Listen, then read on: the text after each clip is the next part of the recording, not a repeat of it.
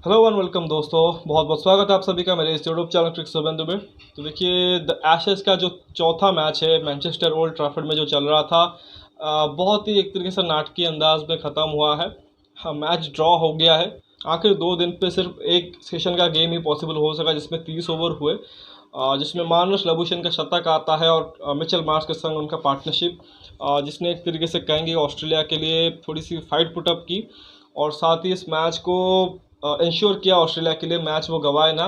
और इसी के साथ उन्होंने द एशेस को भी रिटेन कर लिया है, क्योंकि उनका जो एक तरह से नियम है कि अगर एशेस सीरीज ड्रॉ होती है तो ऐसे में जो भी टीम पिछली बार की चैंपियन होती है एशेस सीरीज़ की, उसी को एक तरह से दोबारा से ट्रॉफी मिलती है, वही ट्रॉफी रिटेन करते हैं।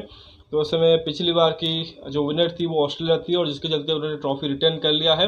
दूसरी तरफ इंग्लैंड के लिए का है हार्ट ब्रेकिंग मोमेंट, क्योंकि पहले 2 मैच में उन्होंने उतना अच्छा खेला नहीं, जिसके चलते वो मैच हारे और सीरीज़ भी मतलब 2-0 से वो पीछे हो गए। तीसरे मैच में अच्छा खासा फाइट किया और कमबैक किया, एक मैच जीता और उम्मीद वहाँ पे लगाए रखे थे कि अगले 2 मैच में फाइट करके किसी तरह से 3-2 कर देंगे और हम सीरीज जीतेंगे। और जिस तरह से उन्होंने पहले 3 दिन में गेम खेला भी था, उसे देख के कम्प्लीटली लगा था कि ऑस्ट्रेलिया जो कि ये मैच हारेगी और इंग्लैंड जो कि वो 2-2 की बराबरी कर लेगी। 317 पे ऑस्ट्रेलिया को आउट करना, फिर खुद 592 रन बनाना, वो भी मतलब 5.5 के इकॉनमी से बहुत तेज़ गति से उन्होंने वो रन बनाए। क्योंकि बरसात के एक तरह से चांसेस थे, उसको देखते हुए उन्होंने उसी रफ्तार से बैटिंग की, उनको अपॉर्चुनिटी कंप्लीट मिले। 275 रन की लीड ले ली पहले इनिंग्स में और उसके बाद 113 पे 4 भी कर दिया था डे 3 पे। लेकिन उसके बाद जैसा कि कहा कि चौथे और पाँचवें दिन पे सिर्फ और सिर्फ एक सेशन का गेम पॉसिबल हो सका, जिसमें 30 ओवर हुए थे और शायद 101 रन ऑस्ट्रेलिया ने बनाया था उस सेशन में। मिच मार्श और मार्नस लबूशेन की पार्टनरशिप आई थी। एक ही विकेट गिरा था मार्नस लबूशेन का, वो भी शतक बनाने के बाद एक फाइन 100 रन ने जड़ा, क्योंकि जिस तरह से कंडीशन थी, जिस तरह से सिचुएशन उनके लिए थी, क्योंकि 6 विकेट उनके हाथ में थे और 2 दिन पड़े हुए थे और वो 6 विकेट शायद हो सकता है कि एक ही सेशन में भी गिर जाते तो इंग्लैंड वहीं पे मैच जीत जाती। बट मार्नस लबूशेन की सेंचुरी ने इंश्योर किया कि मैच जो कि वो 5th डे पे जाएगा।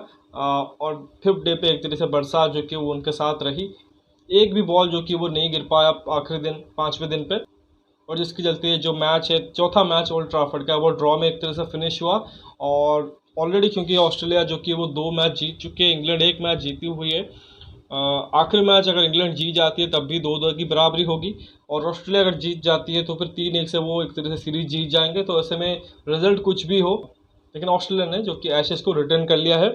तो वही देखिए, अभी आपको हल्का सा आपको स्कोर कार्ड के बारे में बता देता हूँ। तो बहुत ज़्यादा कुछ है नहीं, तीसरे दिन का अब मैंने आपको शायद बता ही दिया था कि जिस किस तरह से ऑस्ट्रेलिया जो कि वो 113 पे 4 आउट हो चुके थे। मार्नस लबूशेन खड़े हुए थे, उन्होंने 111 रन किए हैं, बहुत अच्छी शतक आई है और मिच मार्श ने भी 31 किए हैं। तो ये जो पार्टनरशिप इनकी रही थी, इसी ने एक तरह से चौथे दिन एक तरह से जीवित रखा ऑस्ट्रेलिया को। मतलब जो भी 30 ओवर के गेम हुए थे, सपोज़ कि पहले आधे घंटे में इनमें से कोई एक आउट हो जाता, फिर तो एक तरीके से आप एक्सपोज हो जाते, जो उनके टेलेंडर है वो गेंदबाजी के सामने आ जाते और हो सकता है इंग्लैंड वो बचे विकेट निकाल जाता। बट वो नहीं हुआ। जो भी 30 ओवर हुए थे उसको उसको कम्प्लीटली खेल के निकाला। बाद में लाबुशेन जब आउट हुए, उनको जो रूट ने आउट किया। जो रूट भी एक गोल्डन आप कहेंगे इंग्लैंड के लिए, क्योंकि जब भी कप्तान उनकी तरफ बॉल देता है वो एक आधा विकेट ज़रूर लेके देते हैं। तो उन्होंने कॉट बैंड किया था एक तरीके से मार्नस लबूशेन को। उसके बाद कैमरन ग्रीन आए थे, 3 रन ही बनाए थे 15 बॉलों में। वो डे का स्टम्प्स हो गया था, लेकिन जैसा कि कल कंप्लीट एक तरह से इंतज़ार करते रह गए इंग्लैंड के जो कप्तान बेन स्टोक्स है, उनके कोच है ब्रेंडन मैकलम, उनके सारे के सारे खिलाड़ी कैसे फील्ड पे जाए। एटलीस्ट यहाँ पे भी एक सेशन पॉसिबल हो सकता था, तो क्या पता वो जो बचे हुए 5 विकेट वो निकाल सकते थे। बट एक सेशन क्या, एक बॉल भी पॉसिबल नहीं हो सका। तो you can feel for England. लेकिन देखिए, जैसे बरसात होती है तो उस पर किसी का कंट्रोल नहीं होता है, तो ऐसा नहीं कि ऑस्ट्रेलियन टीम ने बरसात कराई है। वो भी एक तरह से फ्रस्ट्रेटेड ज़रूर होंगे, लेकिन एक तरफ से खुशी भी होंगे कि चलो कोई बात नहीं, हमने एशेस को रिटेन कर लिया है। ये मैच खेलते जीत तो नहीं पाते, हो सकता है हार जाते। तो अल्टीमेट आपकी जो एक तरह से जो एम होती है वो सीरीज जीतना ही होता है।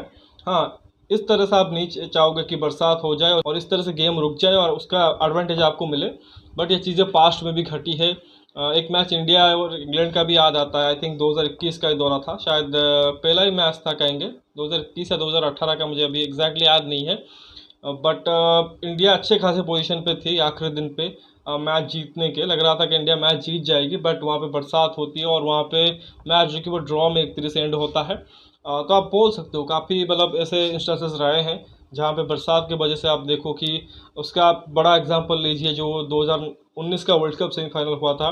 पहले अगर आप देखो 9 जुलाई को स्टार्ट हुआ था इंडिया और न्यूजीलैंड के बीच मैच, अगर उसी दिन गेम खत्म हो गया होता, हो सकता है कि मोमेंटम इंडिया के साथ था, तो हो सकता है वो इंडिया वो मैच जीत जाए। लेकिन क्योंकि बरसात हुई टुवर्ड्स द एंड, जब न्यूजीलैंड बैटिंग कर रही थी वहाँ पे गेम रुका और फिर अगले दिन स्टार्ट हुआ। न्यूजीलैंड ने दूसरे दिन फ्रेश आए, थोड़ा सा उन्होंने रन जोड़ा और उसके बाद उनके गेंदबाज फ्रेश थे और प्रॉपर प्लानिंग के साथ आए। उसके बाद आपको पता ही रिजल्ट क्या हुआ था।